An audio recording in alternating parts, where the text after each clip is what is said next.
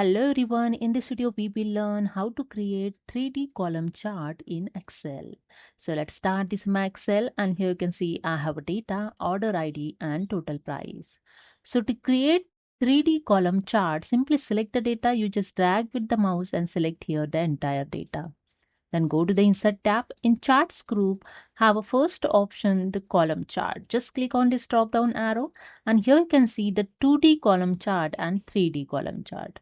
So to create 3D column, just select the 3D column chart.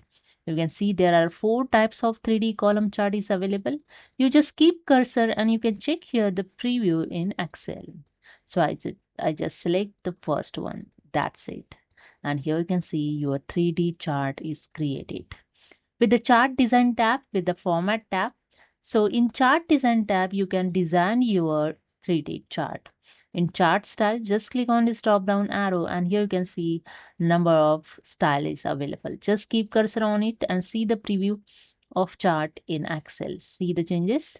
I just click on it and select this. So this is a way you can create the 3D column chart. So that's it. Hope you understood. If you like this video, please subscribe. Thank you so much.